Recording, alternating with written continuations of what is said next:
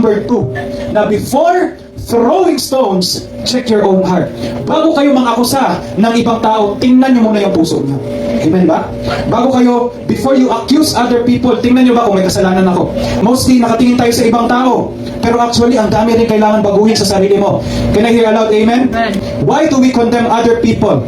Do you know that it takes isang kasalanan lang para ang isang tao mapunta sa impyerno? Standard po ng iba is that you are good enough. Ang standard ng iba is hindi ka man mabait. Pero alam nyo po, kaya di makakapunta sa heaven, hindi po yan ang standard. Hey, hindi po pabaitan ang pagiging Kristiyano. Yes, outflow po yan ng ating salvation. Marami po, listen to this, marami po na hindi Kristiyano man na mas mabait sa atin. Tama ba? Kaya ang pagiging Kristiyano is hindi po pabaitan. Kahit po siguro yung waiter, nakikita niya sa restaurant, mas mabait po minsan sa atin. No? Yes, ma'am. Thank you, ma'am. I am not condemning each one of you kasi ako Kristiyano rin po. Nagigets niyo po ako, this is not to condemn anybody. But, ang pagiging Kristiyano po is we are operating in the grace of God. Grasya lang yun sa ginawa ni Tanan. Amen? Palapakan natin ang Panginoon. Grace is meaning undeserved favor. Grasya na hindi natin deserve. Kasi makasalanan po tayo. Undeserved favor. So, paano tayo makakapasok sa langit? Kasi bumaba si Jesus para sa atin. Yung hindi natin ma-fulfill na si Jesus Christ ang nag-fulfill sa atin. Amen po ba? Sino nakaka-feel dito na, woo! Happy ako kay si Jesus, giluwas din ko niya. Kisa nalipay dira. Mapalapakan nato ang Panginoon. No? Jesus Christ lift the burden of religion. Jesus Christ lift the burden of legalism. Jesus Christ lift the burden of works. Kasi hindi natin naiintindihan ang grace ni God. Kung hindi po natin naiintindihan ang grace ni God, ang dali kumuha ng bato at ibato sa ibang tao. Pero kung naiintindihan mo ang grace ng Panginoon, ang hirap kumuha ng bato at ibato sa ibang tao kasi yung batong kinuha mo, pwede rin po ipukpok sa iyo. Nagigets niyo po ba ako? The same stone that you can throw to other people is the same stone that can be thrown to you. Parehas lang po tayo makasalanan. Kung sino sa inyo ang walang kasalanan, siya yung unang magtapon, siya ang unang tatapon ng bato sa inyo.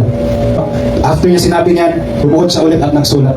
Hindi po sinabi sa Bible anong sinulat. Pero yung mga Bible scholars, sabi nila, it can be, kung medyo accurate lang, it can be na ang sinulat ni Jesus that time is yung 10 Commandments.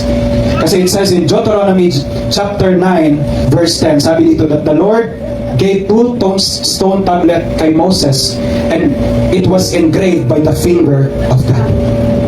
So it can be accurate.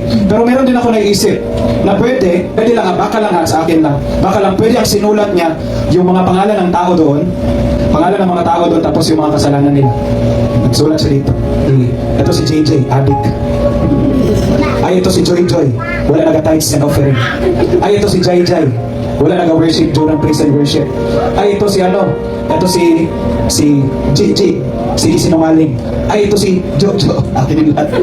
Ito si Jojo, meron tong kabit, di ba? Kaya hinahinay sila nag-alisan. Because why? Baka lang, sa akin lang, baka nakikita nila yung pangalan nila doon. No, di ba? So, baka yung isa magsabi doon na, Brad, nali ako nito. Hindi pa alam ng asawa ko yun, alis muna ako. Di ba? So, pwedeng ganyan ang nangyayari. Pero alam niyo po, kahit anong gawin ng tao, dalawa lang yung option nun. Kahit ako hindi ko naiisip, yes. Kung magsasabi siya ng yes, uhulihin siya. Kung magsasabi si God ng no, uhulihin pa rin siya. But Jesus Christ made a statement na kahit anong gawin niyo sa akin, hindi niyo ako mahuli. No? Kasi it is not yet His time. So ano po, sino po yung unang umalis? Sino po yung unang umalis? Nakita mo po? Yung mga matanda.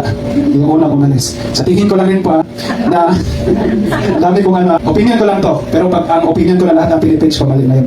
Opinion minsan lang. So yung matanda yung unang umalis. Kasi alam niyo ba sa akin? Kasi kung in-exercise ni Jesus yung stone to death that time, wala pong aabot ng matanda. Diba? Kasi 17 years old pa lang siguro sila, patay na sila. Stone to death na sila. Diba? 17 years old. Alam nyo po, alam ng matanda yung time na yan na mas marami silang nagawa na kasalanan kaysa babae niyan. Nagigets nyo po? The longer you live, the more stuff you have done. The longer you live, mas marami ka rin pong nagawa kasalanan. Mas marami silang nagawa na kasalanan. Secret or out of secret. Yan. So wag niyo pong titingnan yung pastor niyo na banal. Po, kasi even the pastor is human, tao, hindi po ako robot. na perfect din po ako. No? I am not trying to be the smartest person in this room. I am not trying to be the perfect person in this room kasi minsan nagkakamali din po ako. Minsan yung grammar ko dito, makita niyo minsan mali din po. Minsan nagkakamali ako. Dahil lahat po tayo unworthy humarap sa Panginoon.